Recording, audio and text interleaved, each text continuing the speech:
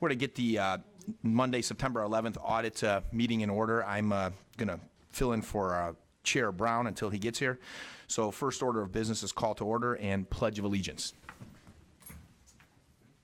Pledge allegiance to the flag of the United States of America and to the republic for which it stands, one nation, under God, indivisible, with liberty and justice for all. The only question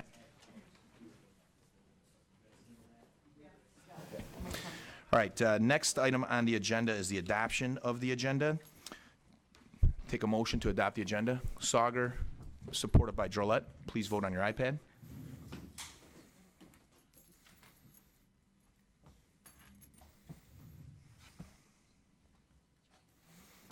Thank you. Gotcha. No, I'm good. Should be showing me that should approve here. Okay. Let's move on now to the approval of the minutes. These are for the minutes of the meeting dated August 31st, 2017. I'm looking for a motion to approve those minutes. Motion by Lucido, support by Romano. Please vote on your iPad.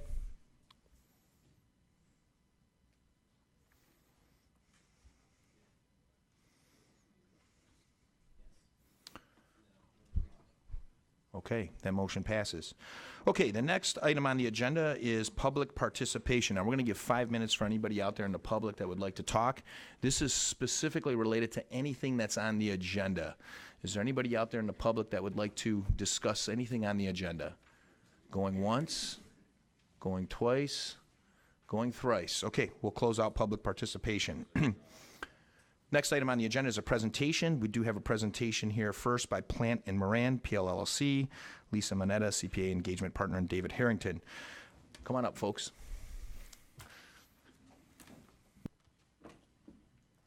Good afternoon. There's our presentation.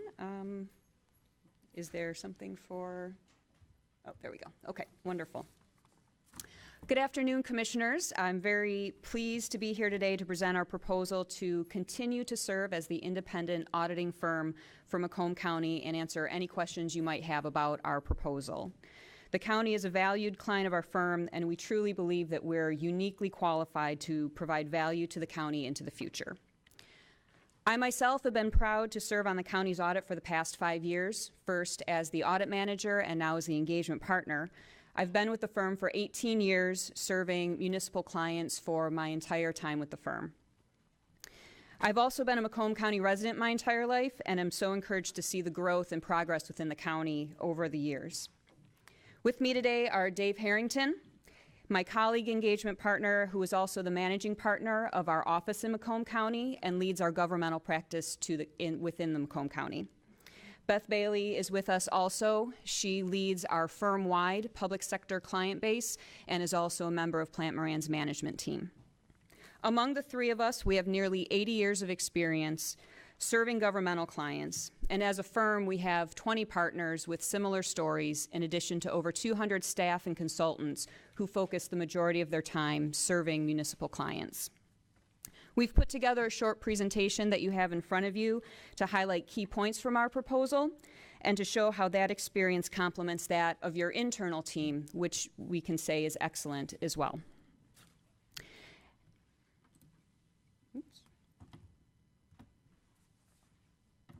No, it's not going to go. Yep. Let's see if we can have a technical person help you out. Is Mike in there? I assume it's in this as well, right? It's in that as well. So if you want to follow along, yeah. We'll just, I'll just keep going. All right. As you know, Plante Moran is a very well-established firm, so I'm on a slide after the bios. You know what? It's working now. Okay. So wonderful. Give it a shot. Yep. Okay. Thank you very much. He used the mouse. He used the mouse. Best laid plans here. Oops, that went backwards. All right, there we go. Plante Moran is a very well-established firm. We've been around over 90 years serving governmental clients. Is a part of our DNA, as we've had that as a primary practice area for over 70 years.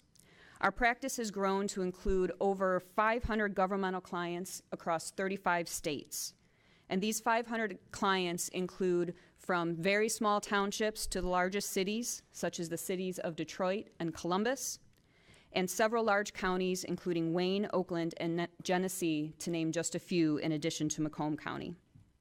We also do over 600 single audits annually, which is second to only one other firm in the entire country. Our governmental leaders meet on a monthly basis to discuss industry updates and share experiences, so we're able to draw from one another and learn from each other experiences that will continually improve our approach to serving governments and keep our clients apprised of what's on the horizon. But you might wonder, what does that matter to Macomb County if you have a great internal accounting team?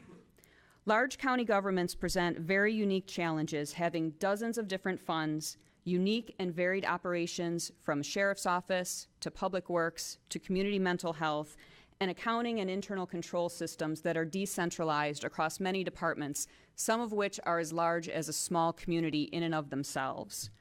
All of this has to be pulled together into one comprehensive annual financial report.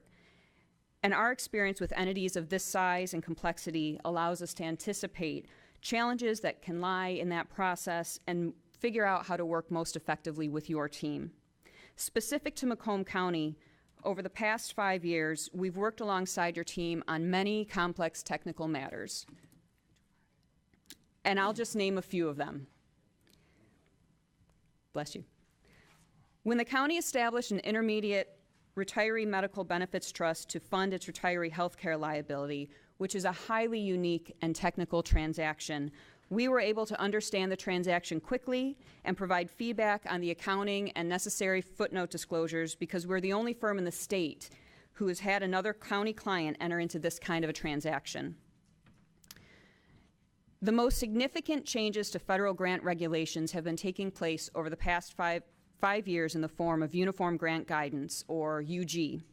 At no charge to the county, we had 2 training sessions for your department heads, as well as numerous individual discussions about the impact of these standards and how they would change how the grants are administered at the county, in addition to numerous webinars and publications that our firm put forth for our clients. When the county was working through the impact of the JOA with Martha T. Berry, we were part of the discussions with administration to determine the operational and financial changes to be considered. And also, GASB has been very busy over the past 5 years, issuing numerous new accounting standards. The most significant recently was to change how the funded status of pension plans is reported and disclosed within the financial statements. We met with the finance team multiple times to discuss the upcoming change, provided sample disclosures and research materials, and also provided a proprietary template we developed as a firm to help our clients track the accounting for these significant changes. These are just a few examples of how we've partnered with the county on important matters, and Beth will now spend a few minutes discussing our involvement with the municipal industry on a state and national level. Thank you, Lisa. So Lisa mentioned some of the value that we've brought to the county in the relatively short time that we've been here. It's been 5 years since you last bid the audit, and in those 5 years, pardon me? Oh, sorry. Are we good? There we go. In those 5 years, we've been able to bring a lot of value to the county. Really, the reason that we're able to do that is that we do have a very large, our practice in terms of breadth and depth is very, very large. As Lisa mentioned, I'm in charge of our overall public sector practice at Plante Moran. I've been with Plante Moran for 32 years. I work exclusively with governmental entities, and I also would be involved in some of the larger entities that Lisa mentioned, such as Wayne County, City of Detroit, and City of Columbus. And our proposal really focuses a lot on our Michigan expertise, but we are a nationally recognized governmental auditing firm. We have some of our credentials in here in terms of our national level involvement. One thing I wanted to state is, and Lisa said, we've been auditing governmental entities for 70 years. We have some clients that have been with us for the entire 70 years. So we're used to really developing good relationships and building upon those relationships and having really long-lasting value-add relationships with our clients. Governmental work is one of our key industries at Plante Moran. I like to refer to it as one of our bread and butter industries. It's one that some firms may look at it as sort of filler work that they perform during off times during the year. For us, it's a completely year-round practice. And again, we have hundreds of clients that we serve in the governmental space. Some of our national level involvement, we are charter members of the AICPA Government Audit Quality Center.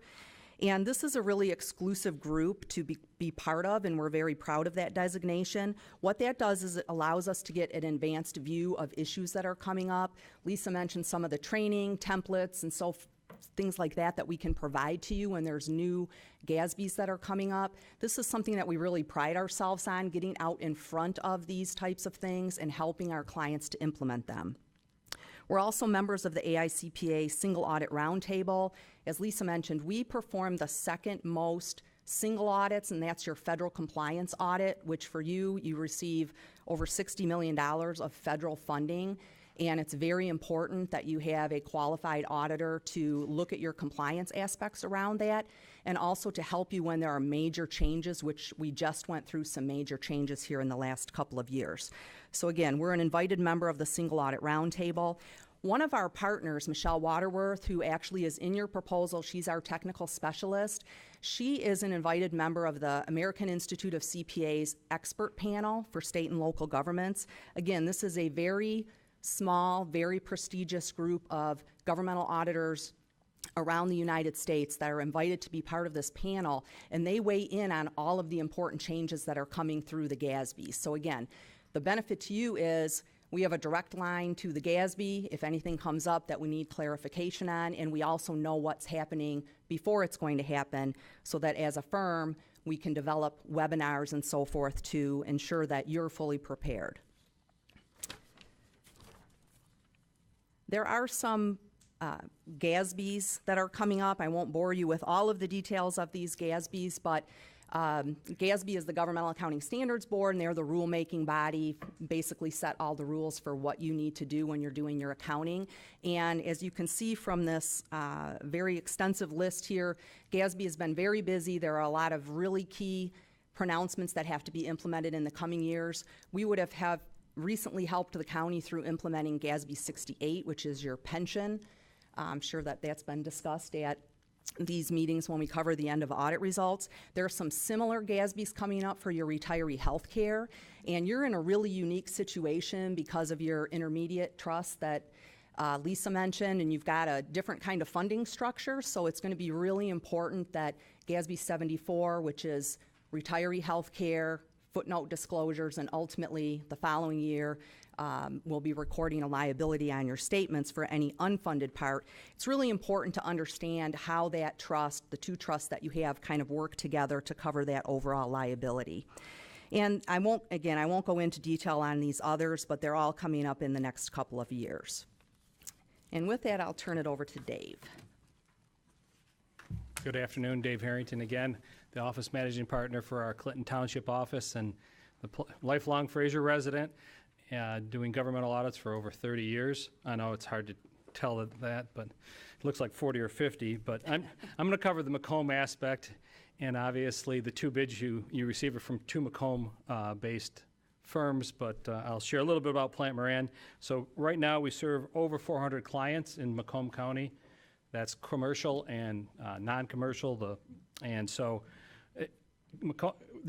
Macomb County office was our second office outside our main office, and has been was the advancement of the growth of the firm because we started in Macomb and made it our home. And now we have obviously a significant practice here. We think we're the largest employer of CPAs in Macomb County. I didn't call up UHY. We could have compared numbers. There's over 150 staff members that live in Macomb County. The vast majority are CPAs that live in our county, and we actively recruit Macomb County residents and graduates. We want to keep them in southeastern Michigan. We audit the majority of cities, townships, villages, a high percentage of school districts within this county. So it's a little over 50%. So we're well versed on what's going on within the county with the communities that you interact with, and we like to be part of the solution when there's challenges between communities. And we support at least 24 organizations directly in Macomb County, not-for-profit organizations.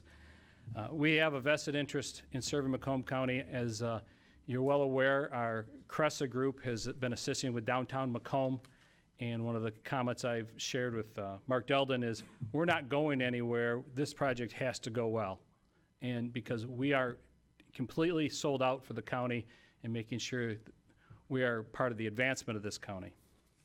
Moving on to the next page, our last one that we'll cover from the slide presentation. Let's see if I get it right. Other way. Go this way. There we go. So in our proposal, we also indicate our team.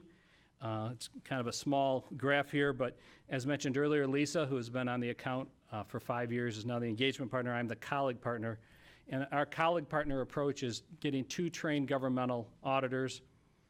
Combined, we have about 50 years of experience to make sure there, every day there's someone who is aware of what's going on in your account. If there's a need, we can respond to it. Our audit team, and then we have a single audit team, because of the uniqueness of your single audit, which is one of the most complex single audits you'll ever see with the volume of grant, the amount of major programs you have, the unique dollars that come, we have brought in folks that are specifically trained to do the single audit.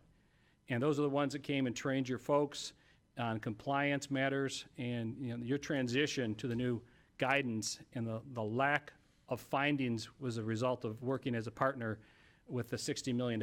And you get a lot of grant audits and things like that to go on during the last 5 years, and this partnership has worked well for the county. And then you have the audit team, Ali Hijazi, who spoke at our presentation last week, audit manager, our staff, and then Michelle is a technical resource. Each one of us annually gets a significant amount of governmental training, and again, when we do a lot of training of other CPAs, and this team is all part of that as well. So we are entrenched in the industry, we're entrenched in the county. As I always say, we're not going anywhere. We're on Hall Road to stay, especially after it's getting fixed. So, so with that, we'll be happy to take any questions on our proposal. It's an open forum, just like we've said every time we've presented before you. Thank you. Thank you. Commissioner Gillette? Thank you, Mr. Chair, and thank all of you for that excellent presentation. Just got one question about the firm and your government clients over the years. You've had quite a few of them, and it seems that there's competing interests anytime, at least it would appear on the surface. On one side, you've got your organization trying to do a very professional, thorough job in the audit. And on the other side, you've got the client, a government client, who has an incentive both for you to find any significant flaws because they want to correct them. They also have an incentive they want to apply for grants and they don't want to find, significant flaws. Can you share some examples where you've had to deal with significant flaws that have been found in past, public entities that you've audited, where they've been difficult or where they've been controversial, or where have you had to weigh in where it really always hasn't been good news? And how do you deal with that when there's a client who they want to know, but on the other hand, they also don't want to know in some respects because they're applying for grants. They don't want the public to think that they're doing a sloppy job. But there must be cases where there have been audits where really the audit didn't come back as pretty as maybe the client would have liked. Can you share some of those experiences or where you've really found things that haven't been pretty to find? I'll start. Yeah. I'm older than Beth. So absolutely. So naturally, every audit firm has that type of conflict where it's, oh, well, if we find this, they'll be mad at us. But that's what we're hired to do. So as I tell my children, I'm a professional fault finder, so you can't get away with very much. But the reality is it's how you look at it. So you audit it to make sure they're in compliance. And that's for the board, that's for the public. You audit, and when things aren't in compliance, you quickly go to what can change so going forward this can be corrected. So we've had a number of times with the CDBG program we've had findings, not necessarily here, but at large communities where they get 7 digits worth of money.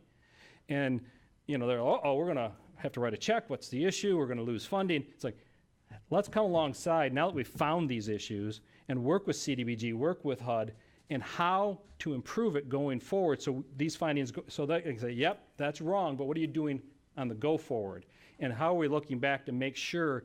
So government agencies and grant agencies are more forgiving if you come open-handed, transparently, than just the opposite. And nothing is worse than them coming in, doing a program audit, and it being found, say, well, why didn't we hear about this? So it's, there's a line we use at the firm, candor is caring. If you're not doing something right, you better share it, because we want you, if it's Macomb County, to improve. And that's true not only in the grants, but also in your finance department and any of your departments, where if there's something that isn't right, none of us win by sweeping it under the rug and trying to protect somebody. Like, let's work alongside now. And so those are inherent in the audit profession. And, because for professionalism reasons, I won't just, let me tell you about the 1906 story. But the reality is that is inherent. And our attitude is, let's work. If there's folks unwilling to come alongside, usually if you go to the board, you get a good response. Yeah, and if I could just jump in there too, I mean, for us, our reputation is everything. So we've been doing these audits. We've been doing governmental audits for 70 years, but Plante Moran has been in business for over 90 years. And so our reputation means a lot to us. And so we are not going to bend to, anyone trying to push us into reporting something a specific way if we don't feel that that's an appropriate way to disclose something. We're always reminded of who it is that's hiring us, which would be, this board. So our duty is, obviously we have to work with the finance department and other departments at the county, but our first responsibility is to this board to make sure that we're disclosing anything that isn't really on the up and up. And we run into these situations all the time. And, we have one very large client that we have been on now for a little while. And one of the things that really impressed them the first year that they worked with us was specifically related to the single audit. They were used to getting literally 30, 40, 50 findings. And our team came in and we still had findings, but it was greatly reduced. I think we had less than 10 findings, and nothing really had changed with that program, but the difference was our managers and our partners dug in and said, okay, you don't have this specific thing that is in the standard program, but what are you doing instead? Like, we dug deeper to see what mitigating factors were out there, what are you doing to try to basically get to the same spot, and use our judgment in those situations to be able to not have a finding. And if there's something that somebody's just not doing right, I mean, we always view it as it's in your best interest, but also in our best interest for us to help you to fix whatever that issue is. We don't like to be in a position where we're writing you up or have, we're not out there to say, we gotcha. We want to work with you to clear up those findings. And we feel that that's one of the really key areas where we bring a lot of value, is that we'll sit down hand in hand, work with your staff to make the corrections so that we don't have these things. And we'll try to do that, throughout the year. Okay, well, I appreciate that overview. I guess just from my own personal perspective, I'm most interested in making sure that you do come forward to us with findings, even if it may be, unpopular, so to speak. And I know that you've got, you don't want to, give the specific incidents involving prior clients, but these are public audits, and once they're submitted. So it's reassuring to know that you've sometimes had to stand up to a client and say, we can't back away from a particular finding. We have to call it as we see it. So I don't know if there have been any incidences that have made the public, the media, and so forth, that demonstrated that sort of outcome. It wasn't a confrontation, but even last week when we presented the audit, in our presentation we listed the findings that we had. Right. So it was in writing. It wasn't like, hey, by the way, it's, if you read it on page 87, there's a finding there. It was, we actually discussed it publicly. So, because we figured you would like to hear what, you hired auditors, what did you find? Mm-hmm. And we told you the good and the bad. Okay. So that wasn't controversial. The response was, we're going to fix it. Right. So that's since it was 7 days ago or whatever, 2 weeks ago, that's a quick, but, so, to Beth's point, it's what auditors have to do. You can't do this for 70 years if you're viewed as someone who just puts an opinion sheet and mails it to the state of Michigan. Okay, thank you, and thank you, Mr. Chair. Thank you, Chair. I've had some very, very good experiences with Plant Moran, and I've had one that wasn't so good, where what he's discussing actually kind of floated in and being an issue. So here's my question. At this point in time, not looking backwards, do you have a lot of finance directors were previously auditors, or at least some were. That's what I found out.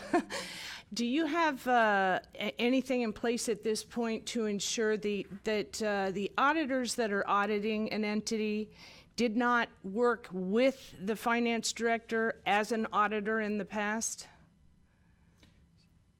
So as part of every audit, we do what we call fraud brainstorming.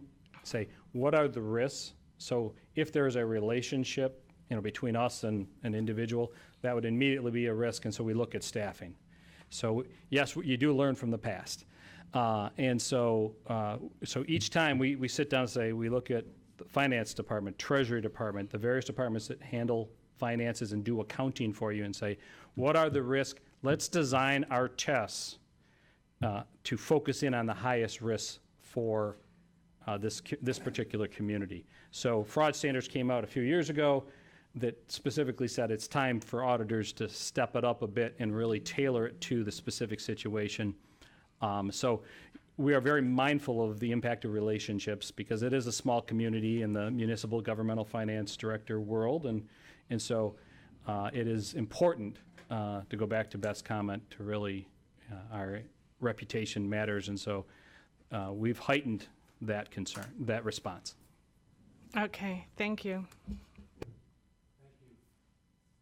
other comments or questions? Commissioner Sauger. Just got one. I'm very impressed with the fact that 150 employees of your company live here in Macomb County. It's a great job. Thank you. Yeah, I don't want to be the only one. So, and trust me, we exhaustively recruit Macomb County, students, residents. We meet in high schools and start plugging accounting because that's all we do, for that one reason. We want top talent to stay. I have one question. When you're reviewing audits and you're seeing things that maybe need to be tightened up a little bit, what line is there between when you telling us what that was that you found it needed to be tightened up, and where you just kept it amongst the staff, the professional staff? Because obviously the professional staff are the ones that you work with closely, sometimes for many years, right? And so you don't want to necessarily be telling tales out of school and say, well, it's not so bad. Just fix it next time, and we'll go on to the next time around. And I mean, where do you draw the line on those questions? Because Yeah, that's a great question. And clearly, when we're doing an audit, there's a lot of things that come up, and we try to, well, we're required to really put them in several different buckets. So one bucket might be things that could be deemed sort of nitpicky, or just little tweaks that we would like to see made that would improve a control. So those we would probably just discuss those internally with staff, because they don't really rise to the level to be discussed with those charged with governance, which would be this body. But then there are different, even under the auditing standards, there are different thresholds for things that need to be disclosed. So a material weakness or a significant deficiency, we would be disclosing those to you, and there's definitions around those. So if it's an so internal, there are a set of standards that deal with what you have. there's standards, right? Not that there's not some that we would judgment necessarily that's know it. involved in which bucket you put things in, but I think that our firm errs on the side of being conservative in terms of, let's go ahead and disclose it if there's a question about whether or not it's really a material weakness or a significant deficiency.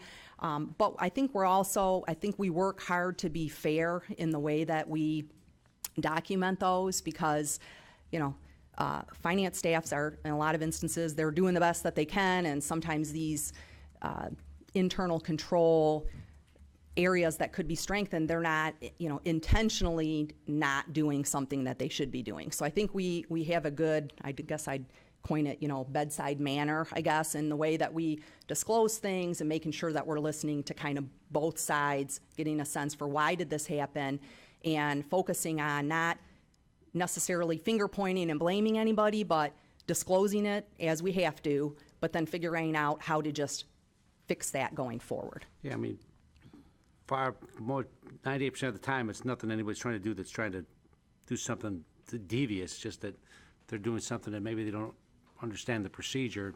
We're just looking for patterns, right? We want to make sure that the one time's okay, but there's another pattern going on, and we don't necessarily see it or hear about it. Well, and that, Maybe yeah. there's something that, we need to be aware of. That's what I'm thinking about.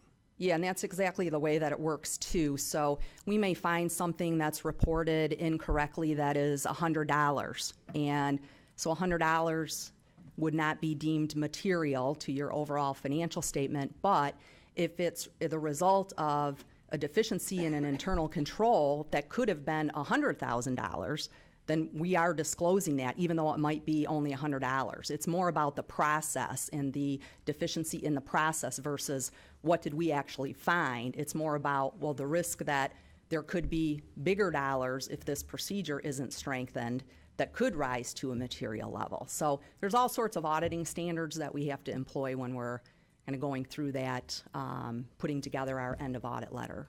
Many of the commissioners aren't familiar with the board here.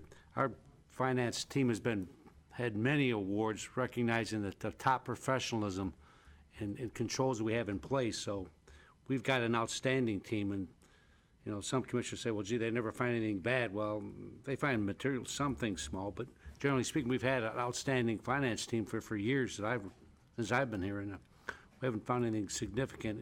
A few times we've had some bumps, but generally speaking, we've had a top-notch team. So it's not surprising that we don't find problems, but kind of gets to the question some of the commissioners are trying to nibble around too a little bit. So, anybody else? Commissioner Carabelli? Thank you, Mr. Chair. I know we're talking about the proposal that has been submitted. My question for you to have, instead of a sample audit done to the county, would you be able to guesstimate and tell me what you think the cost of a thorough audit of everything would be? So you're saying we do it. Cost prohibitive, Yeah. for sure. Yeah, so Whether it's a we do a sample-based. financial statement audit versus a forensic audit, or where you're doing transaction by transaction. So at this stage, the cost would, because of the controls that we're aware of, the cost would exceed the benefit. Because of the enormous cost of doing something like that, because if you think about most of your revenues coming from major sources, property taxes, grants, and the like. So those are, you can audit those and determine that they're materially accurate with a lot of work, but you can get there. You have some other ones where you're getting daily fees, like in the clerk's office, and so you look at controls. And in general, and then you go to the flip side on expenses, healthcare, pension, and payroll is, 80% of your costs. So, and those are already known pretty much before the year starts. So when you're looking at your largest part of your transactions, so you're isolating and saying, looking at these specific transactions or this specific revenue source, if that got isolated into a specific assignment, that could get quantified as far as cost. But do a full encompassing everything all in type area, because what we're talking about is just a small amount of the total, your cost probably, in most cases, your cost of service would not be beneficial. Okay. The next question I have, in part of this audit, includes the zoo and the Art Institute DIA. What would, and again, not to put you on the spot, if you can't answer it now, that's fine, but what portion of the audit costs are to those two entities? And before you answer, it goes into, should we be paying general fund dollars to audit a special millage? I don't think you do.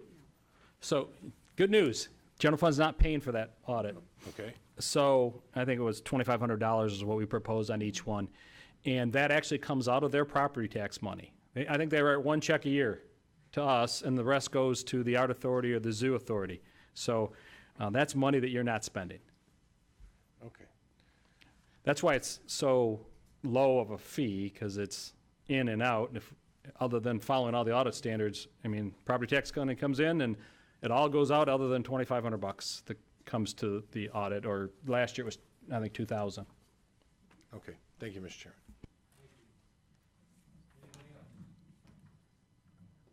For your presentation. Thank you for your presentation. UHY, you're up. Welcome. Good afternoon. Thank you, Michael. My name's Ed Plawecki. I'm the General Counsel, Director of Government Relations for UHY. I'm also happy to be in front of you. I'm a former county commissioner in Wayne, so anytime I'm with some county commissioners, it's nice. We're a little bit the new kid on the block. We've only been around for 50 years, not 100 years.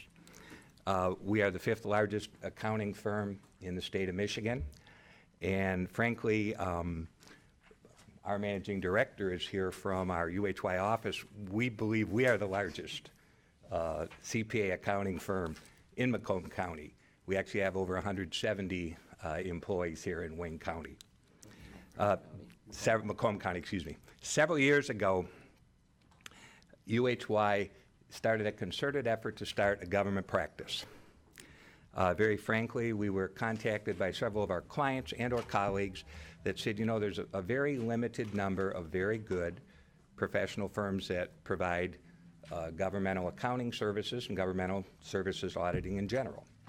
And they said, you know, it might be a good idea for a little bit of competition and or best practices similar to the private sector, where very frankly, the second set of eyes every once in a while is a good best practice to switch your auditors.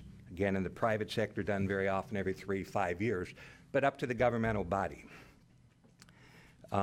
We've established what we think is quite a good practice. I was a little surprised. I'll address one thing in the recommendation on our experience, but we have quite a practice in the areas of audit accounting, compliance, restructuring operations, best practice, forensic. We actually just completed a project for you. You're probably aware of the fact that a few months ago we completed the forensic audit and accounting with respects to the Public Works Department when Candace Miller came in. In addition to that, I'd like to mention that we have been involved in, well, you're not a stressed community, which is a fantastic thing. We are very proud that we have been involved in every single statutorily defined distressed community in the state of Michigan except Allen Park in the last 5 years to provide some type of service, many times audit and accounting services in addition to restructuring. We worked in the city of Detroit on the Chapter 9 bankruptcy with restructuring with respect to the police, fire, EMS, a little bit on the water department, a little bit in the lighting department. Didn't charge them $1 million, by the way. And also, very frankly, worked with Macomb, Oakland, and Wayne County with respect to the water department and what finally came out with the final bankruptcy claims on those. We're very proud that because of that, we currently, and one of our 2 managing members that would handle your account is here and can address some issues, is currently working on the pension systems, $5 billion pension systems, second largest pension system in the state. With respect to accounting and audit readiness, we work actually in conjunction with Plante Moran in audit assistance the last few years for both the general pension fund and the police fire pension fund. We also, and this is what I took a little offense with on the recommendation, we don't have any experience. We have been selected by the United States Treasury Department with respect to the GM Racer Trust for audit, what was done after that bankruptcy. I'm not sure how much higher you can get than the U.S. Department of Treasury.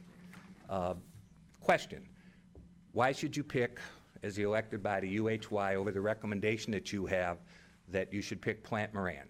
And Plante Moran is a fine firm, the largest firm in the state of Michigan, and do an excellent job. These are the reasons we think you should consider UHY. Number one, we often, by the way, do work with Plante Moran quite a bit. Sometimes they're the auditors and we're the accountants. Sometimes we're the accountants and they're the auditors. So again, they're a wonderful, wonderful firm. But first, we believe we are the largest accounting firm and the largest CPA tax-paying firm in Macomb County, number one. Number two, we believe our price was very competitively set at over $200,000 less over the next 5 years, no cost increase, no cost increases for phone calls and anything relevant to the proposals. And that's quite a bit of money, we believe. We're very proud with the experience of our team, and they're here to answer some questions for you, that we were the only firm selected after the Detroit bankruptcy to represent the Financial Review Commission for auditing and accounting purposes. That was fairly significant. In addition, we're one of only 3 CPA firms I'm aware of that have open contracts with the state of Michigan for both audit, accounting, restructuring, et cetera. Plante Moran also has one of those. I've worked with Beth before. One thing, though, that we thought was significant, we were, UHY, the only firm that was selected by the state of Michigan for their municipal task force, the only one that they've had, back in October through December of 13, which included not only all the members of the Treasury Department and the governor's office, but both the Senate Majority Leader and the House of Representatives Majority and Minority Leader. We were the only firm selected for that. The experience on the team that you're going to have done the following audits. They've audited Wayne County, they've audited the city of Detroit, they've audited the Detroit Water and Sewer Department, they've assisted in accounting and audits with the Detroit pension systems and numerous municipalities in their career. We went out and selected people that already were competent in their fields before they came into UHY. And finally, we do one thing that we think is pretty significant, and we call it best practices, and let me explain what that means. And this is only if the municipality wants it. If they don't want it, each year we try to look at something a little bit different with respect to our clients that we do audits for, if it's of interest to them. So at one point, it was dependent health care audits. I don't know if you've done one or not. I've never asked Eric Smith, your former HR director. Eric and I know each other. He's had me speak before the MPLRA on several occasions.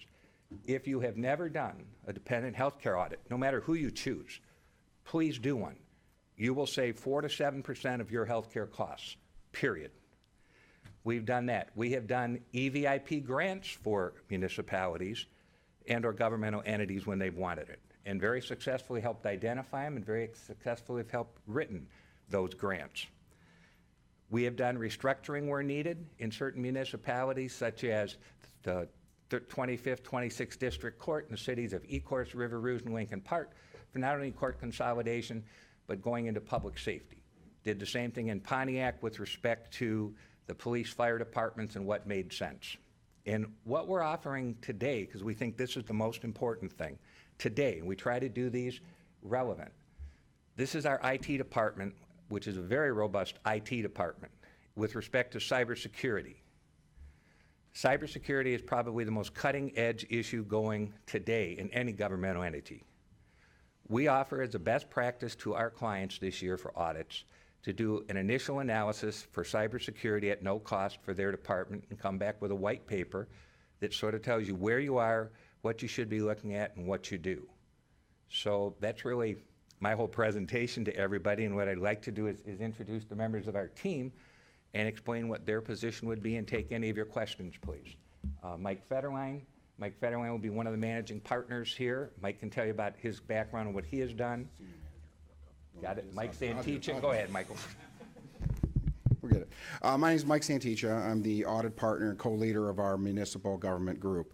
I've been with UHY for 35 years.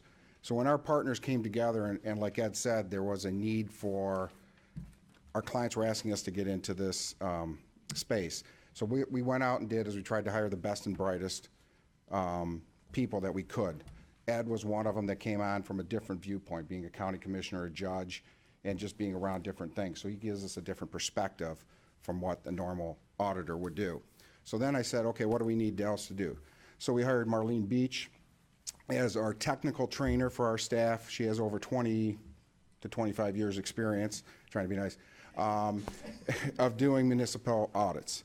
and she heads up our Detroit pension team right now. She is also the only certified CPA firefighter EMT person in the state of Michigan. That can play taps too. Then we also went out and we said, okay, what else we need? So we went out and got Mike Federline, who also has over 20 years of experience on Wayne County and Detroit Public Schools and things like that. So we went out and brought these people together as our team, and again, hired some more of our staff on there. We probably have 15 to 20 people that are in our government space right now. That's what they specialize in, that's what they get their credits in, that's what they're learning on, and that's what we do between single audit and municipalities. So that's what we went out to do to develop this practice for us. We take it very serious, we try to be cutting edge, and what we want to try to do is bring recommendations to our clients that we're out there, what we see as best practices from Ed's experience from a different perspective and ours from a different auditing perspective. So that's kind of how we tried to build our audit team and our audit practice in the municipality area. Harold Burns is our leader in our Macomb office, also on Hall Road, so he can give you some facts about our Macomb office. Good afternoon. Just real brief. We've been in Macomb County for 40-plus years, originally here in Mount Clemens, then we moved over to the Sterling Heights right on Hall Road with over 170 employees working out of that office. The vast majority of those employees live in Macomb, because one of the reasons when we look back, if we were going to move our office, what became very important is we did not want to move away from our employee base. And so that decision was made 3 years ago to basically another 10-year lease that we were staying there, and that was because of that vast majority of employees. Plus, from some of our other offices, we have employees leaving or living here in Macomb. I've been with the firm for 28 years. I can tell you we're definitely, Macomb is very important part to our existence. Our vast majority of our clients that are served out of our Sterling Heights office are Macomb County as well. So that's just to give you a real brief summary of that office. Thanks. Your background? Sure. Well, like Mike had said, I joined UHY. My experience, it does go back about 20 years or so. And I worked on Detroit Public Schools for 8 years with another firm, and then I worked on Wayne County for 2 years also with another firm. I would be one of the two, in conjunction with Marlene, running the engagement, supervising the team in the field, working closely with the finance department, and also handling a lot of the day-to-day activities with the engagement teams. Good afternoon. As I said, my name is Marlene Beach. I was recruited by UHY about 2 years ago. I specialized in the government field, but especially in the single audit division. I am one of the lead instructors at UHY. We have regular trainings for all our employees on all the GASB updates, all the single audit updates. We do this 2, 3, 4 times a year. I'm also a speaker at the MICPA conferences on government issues, single audit issues. And I think that's our president. Are you for your question? Okay, thank you. Any commissioners? Commissioner Gillette, then Commissioner Carabelli. Thank you, Mr. Chair, and thank you all for your presentation. You may have just already said this in your presentation, but how many government clients have you had as a firm? We do about 20. Okay, you do about 20 currently, and that's how many you've had. Is that the cumulative or just your current? Current. That's our current right now. Okay, is that similar to your cumulative, or have you had other clients in the past that you can point to? We probably overall again those 20 have lasted for since we started the practice, and we built up from there. Mm-hmm. So in that interim, we probably lost 2 or 3 of change and things like that over the years. Okay, and just out of curiosity, is there some reason that your firm has focused specifically in a lot of more distressed communities, Pontiac or Ellen? Well, we didn't focus. Actually, we didn't focus. We were selected. We were actually, since I'm the one that's pretty well been in every one of them, either the state of Michigan has asked us to go into those municipalities have called us and asked us to go in and help. So we were fortunate we didn't select them. They actually selected us. Okay. It just seems like that seems to be the niche that you guys are in. No, that's why I put that out there only to say, of course, you're not distressed, but to show that we do look at a lot of things besides just numbers with municipalities. And again, we work with the state of Michigan and a lot of other areas.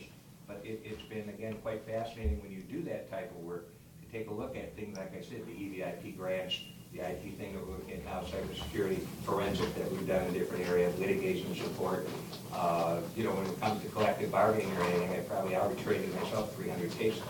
I am a 312 arbitrator still, and frankly, I've negotiated a lot of, something the CPAs don't do, and it's not relevant to the audit, but negotiated a couple hundred collective bargaining agreements in the public sector. You did mention at some point some sort of a healthcare review or audit that you've done. Yes. Is that something that we've done, is that included in your proposal, or is that additional expense? Oh, dependent healthcare. That is not, but it's something. We've recommended to our clients to do. So we didn't know if you've done that or not. We don't do it, but that's something we'd bring to the table and saying, hey, have you looked at that? I see. So I use those as examples of, hey, have you guys done this, have you done that? So again, part of our best practices that, you know, we brought together as part of it, just besides the audit. I see. I'm the non-CPA in the firm. Okay, I think those are my questions. I thank you for your answers. Thank you. Commissioner Leonetti. Thank you, Mr. Chair. Just to follow up with Mr. Commissioner Drollette's question, the dependent healthcare audit, is that, he asked you, is that part of your proposal and what the contract price is? Or if you decide to do it, or if we decide that we want you to do it, is that an additional fee? Well, we've done it a couple of different ways in different communities. First of all, you take a look at a recommendation, because it can be done internal, like Wayne County, okay, if it's done larger and how it's set up. The larger, and then sometimes I shouldn't say that. In Pontiac, we did it where there was a fee charged basically by setting up a separate office with the letters that went out and anything. That was not included in the proposal. It's more of a recommendation. If you wish to do it, how do you do it? What's the way to do it? It's not very expensive, by the way. In a municipality like Macomb County, it's probably about $20,000. It's not that expensive. All right, and I do have a question for you. I'm looking at your public sector clients, and I know you guys talked about them. I don't see any counties in here. I see a lot of municipalities and a lot of school districts. So let me ask you, how many counties have you been part of an audit for? Well, that would be me. So with the previous firm, I did work on Wayne County for 2 years. Okay, you in a different capacity at a different firm. It would be the same capacity, but yes, a different firm. At a different firm. So the answer to my question for UHY is, UHY has never done a county audit before, is that correct? No, but keep in mind, as I said, we started the practice about 5 to 6 years ago. So as we've selected, it would have been impossible to have done one in the last 5 years, since we didn't have the personnel to do it. Well, that's fair. That's No, what we that's brought fair. in there. And yes, everybody's got to we have start not- somewhere, we have right? not done- we have not done a county audit. That's the answer to my question. Yes. Thank you. Is there a difference in auditing? And I'm going to ask this to Ms. Beach, I guess, if I can ask you. The GASB requirements that are coming up in the next 5 years, so we have some coming up for the county. Are there differences between municipalities and schools in terms of GSB requirements as there are for counties, or are they universal? There's also specific ones for school districts. Okay, so there's more for a school district than there is for a county? Okay, all right. And I'm putting you on the spot, but you feel comfortable not being part of a county audit before? You feel comfortable that you can handle the GSCB requirements based on your knowledge with municipalities and schools? Yes, and I actually go to training at state and I go to the national level to make sure that both myself and UHY get current on all of the GSB updates. Okay. And we're also a national firm too. And so, yes, our New York office has done county audits. So if we needed to piggyback on some of their experience, we have the knowledge inside In-house, UHY right. to do that. Do you know how many counties your New York office has done? They've probably done 4 or 5. Okay.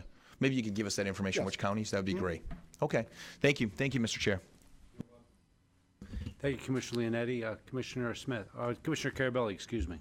That's Commissioner Smith. Thank you, Mr. Chair. First, I'll say experience you get by the opportunity to get the work. So that doesn't bother me so much that you haven't done accounting like this. But what I do want to know, have you done any road commission Act 51 work at all? Not yet. I did go to training, been to the state of Michigan. Have gone to the Act 51 trainings that MDOT has put on, And then we did provide training to our employees this past year. And I will continue to go to all the trainings that MDOT and the MICPA sponsor concerning Act 51. Okay. Would all the work in this audit be self-perform, or would you subcontract any of the audit work? Oh, no, it's all done in-house. Everything's done It'll be in-house? done by UHY. And the team is approximately 4 to 6 people will be on site generally, field site. Okay. Being that you haven't done this type of work before, which I said, you know, that's how you gain the opportunity, is to get somebody to give you the opportunity to do it. My biggest struggle is the hours that you accumulated that you think it's going to take you to do the audit. That's where I personally struggle. I look at the previous company that did our audit and the hours that they came up with, and I look at the immediate past company who presented in their hours, and you're significantly less than them on hours you think it's going to take to do the audit. Now, on the flip side, I'm pretty disappointed that the other bidders' number wasn't lower because they've already done it. They should have that experience. It should take them less time to physically do it because they don't have to go through that whole process of researching as much. That information should be more available to them. So to me, that doesn't make me feel warm and fuzzy. But for you to undershoot on the hours you think it's going to take, from what out of 3 companies, you know, you're roughly, you know, 600 hours plus or minus less. And that's a concern of mine. You know what I'm saying? Because I can't shortcut anything. And nor would we. So would I at that say point in that you time, would. so I think at that point in time, you know, we did the best we could based on the financial statements and the CAFR that we looked at to come up with the hours and things like that. We would never come back to you and say, hey, you know, we underbid this, and so you guys come back. That's not us. That's our price. We will get a quality audit done, and we will put in the necessary hours once we get in there. Even though we did some of those hours, we probably have 60 to 100 hours we said we're getting in the transition phase to get to learn more about what Macomb County is from the audit perspective. That's not built into our hours right there. Those are over and above that's in that line. And maybe I can answer a little bit. Sometimes you see in the other proposals, and I can't say one way or the other because it's not ours, but a lot of times they'll bake into it their training time saying, here's our hours devoted to your audit because people are in training, things related to the not-for-profit, or I should say the governmental or not-for-profit area. And so you have to look, okay, was that how many hours on site, how many hours off site, how many are direct, you know, hours to your engagement versus overall hours that relate to the governmental area. So. And unfortunately, we didn't ask for that breakdown like that. And when we have these hours, and I look at that difference. Very true. And that's just me personally. Though, again, I don't have a problem hiring somebody new. That's how you get the opportunity to get the experience. But we can tell you, we will not be coming back to you we'll do this in budget and on time. All right, thank you. Thank you. I don't see any other speakers. Commissioner Smith, all right, very good. Thank you very much for your presentation. Thank you. Thank you much for your time and the opportunity. Thank you.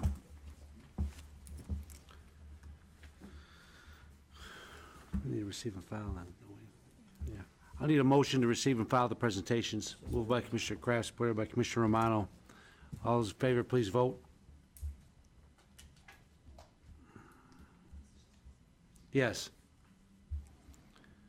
Okay, thank you. Item 7A is a Huntington Sterling Financial Audit Firm, Steve Smigiel.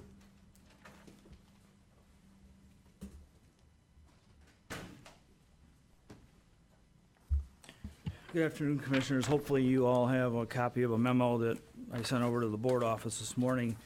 And the purpose of this memo was to provide some additional background information in terms of the process that myself and my deputy, Steve Adair, went through when we were evaluating the 2 proposals. And you've heard presentations from the 2 firms today. And so as I stated in my memo, we received 3 bids actually. 1 was late, so we threw it out. And that bid came from Raymond. And Raymond were the predecessor auditors to Plante Moran. and their bid was within 10 hours of the Plante and Moran bid and about $4,000 higher. So when Steve and I opened the two bids and we saw the price differential, we sat back and discussed among ourselves, you know, what's going on here.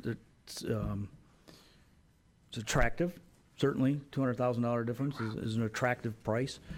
And we looked through the list of references for UHY, and they list a number of municipal clients, State of Michigan, the Department of Treasury. And we made 5 phone calls off of that list.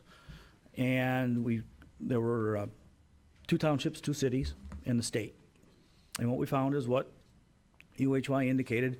There were audits of 2 smaller governmental units and consulting work for the state in terms of the distressed communities and the other 2 communities as well. They'll send in folks to be temporary controllers. I mean, that's what we found in our reference calls.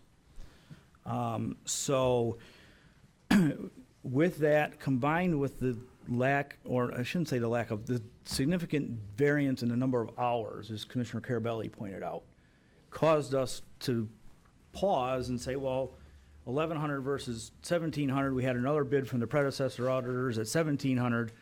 My experience with the county going back to 1986, when I was on the audit team, was the firm I was with at the time spent about 1,500 hours. Now, there's several new GASBs that have come into place in 30 years. Things are a lot more technical today than they were 30 years ago. So the 1,100 hours causes me concern. I'll just put it out that way. And that's basically the basis for the recommendation. Mr. Chairman, point of order. Can we be talking about this since it was tabled at the last meeting? Do we have to bring this off the table? It's on the agenda, it's tabled to today. Do we have to bring it off the table in order to discuss it? No. It's our board rules. We'll do what we want, so we're good. And I'll add another point of information here, and that is there may be a thought, and it's a legitimate thought, I believe, that, well, we don't want to change in the finance department just because it's a pain in the rear end to change auditors. And it is. Clearly, it's a very significant and drawn-out process. The history here at the county, since I've been associated with the county, is that we've changed 4 auditors. So from 1987 for 8 years, we had BDO Seidman. For 12 years, we had Price Waterhouse. For 5 years, we had Raymond. Now we've had Plante Moran for 5 years. I go way back to the 80s. We had Arthur Young for 3 years, and going back to 1982, we had Coopers and Librarian for 2. So we have a history of changing auditors. So this is not in any way, shape, or form an attempt to just avoid changing. It's in my mind, it comes down to the significant difference in the number of hours. Isn't it true that the technology's changed so that things aren't as laborious as they once were many years ago? And record keeping's more access to records more than it was back in the day. That isn't there efficiencies in the way you do things because of technology that allows you to access records and cross-check files and I don't know your business. There have definitely been technological advances. There have also been numerous other technical requirements. Every year the GASB comes out with very, very technical standards that need to be implemented, so that kind of offsets that a little bit. We're a more complicated organization than we were years and years ago. The Intermediate Trust is, an example of that. So, okay, all right. All that being said, my experience tells me that 1,100 hours isn't enough. And that's just my professional opinion, and I stand by my recommendation. Well, you are a director that we hired for a reason, so your opinion does kind of matter to some of us. So I'm going to take a motion to receive and file this to finance. Forward it to finance, rather. I need a motion to do that. Motion by Commissioner Kraft, supported by Commissioner Sauger for discussion. Yeah. And Sauger to forward to finance for discussion. All right. Oh, yeah, Any drop questions it here? in my lap. Thank you. I'm kidding. You I'm kidding. like that stuff. Commissioner Carabelli? Thank you, Mr. Chair. I may not have the right information, but the previous audit, was it around 700,000, 702,000? Yeah, if you look at their price, there's a I think page 3 of the memo gives the, are you talking about the previous 5 years with Raymond? No, the previous 5 years with Plant? Yes. Yeah, there's a schedule on the last page of the memo. And which So one? their first year fee for the county side is what the fee was in 2015.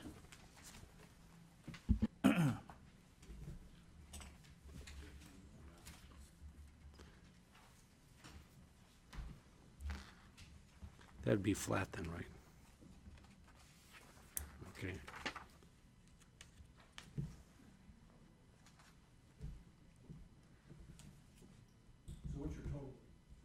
What's your total for the last 5 years? Was it about 702,000? I came up with from other figures. Well, I guess I It's didn't add about up a the 25% increase, and I'm looking at the CPI, I'm looking at inflation, I'm like, wow, that's a big jump. And that's why I'm asking the total of the previous contract.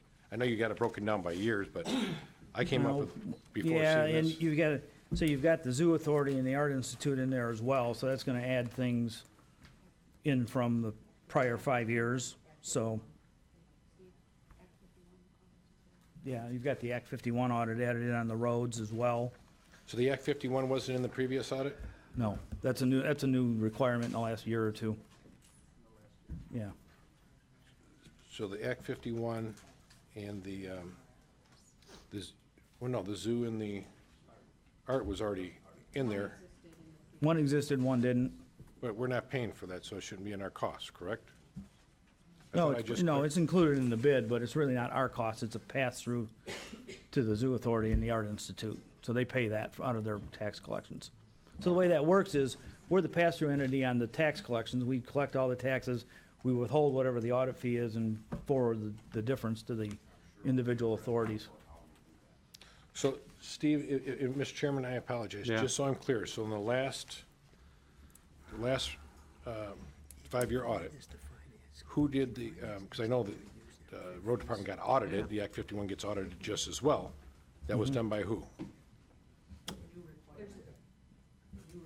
New requirements, Plant Moran did that. Yeah, This time? right. There's an additional audit requirement that's been around for a year. So the Department of Roads has been included in the audit. Okay, that's what I'm trying to understand. Right. Okay, all right, But there's thank you.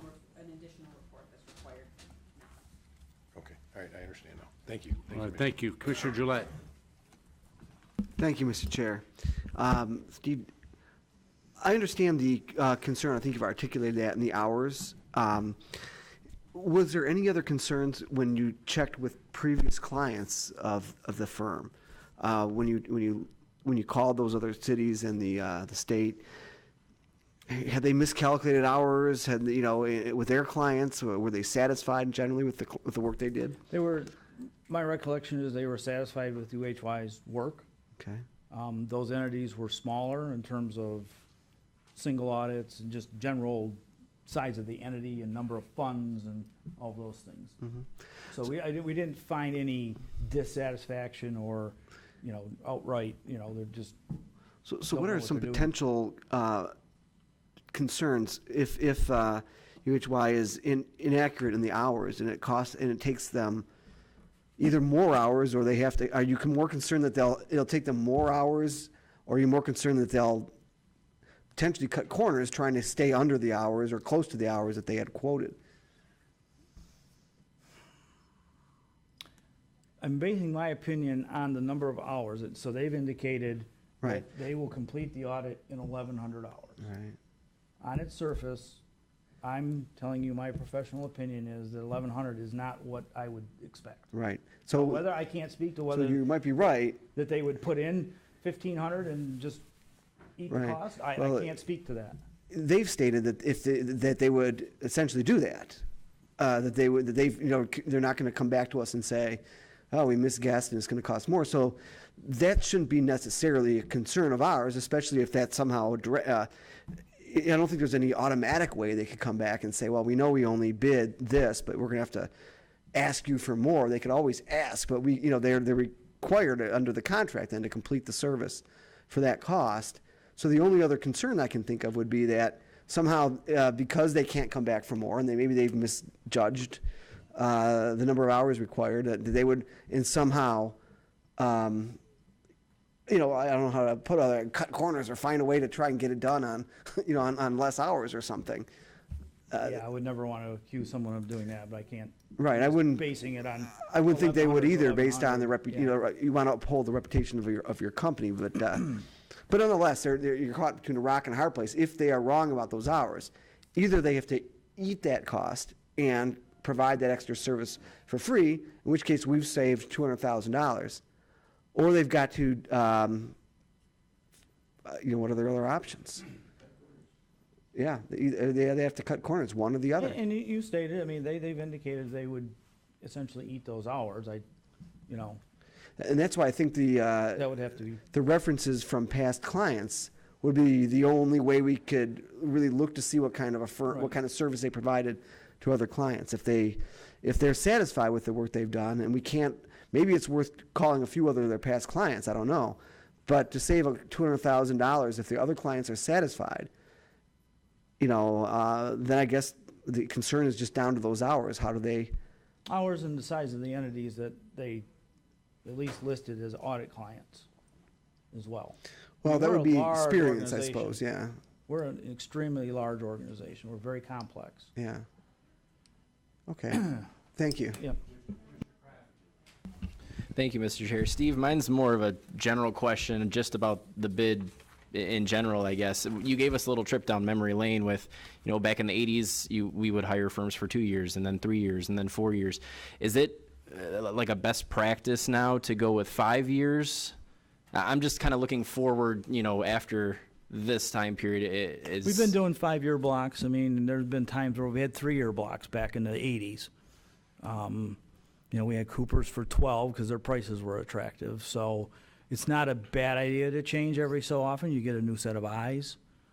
So I'm not saying it, again, I'm not saying that I'd want to stay for 20 or 30 years. I mean, there was a time when we'd go out for 3-year bids and get some extensions.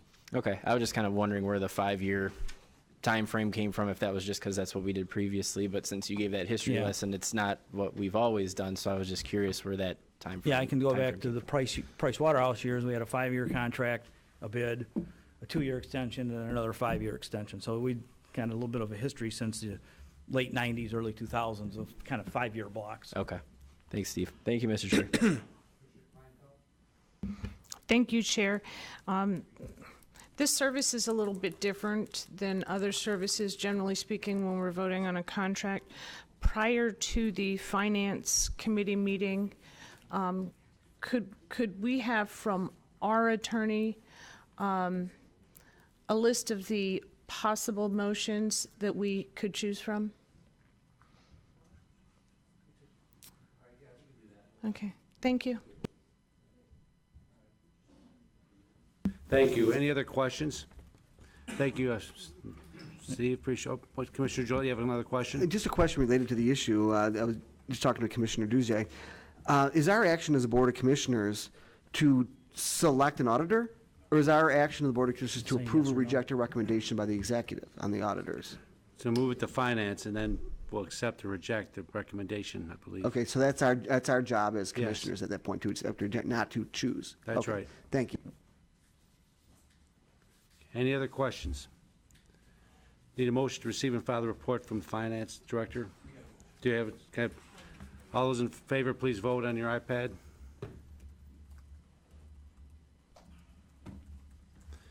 Thank you very much. Item number 8, a new business. Any new business to come before the Audit Committee?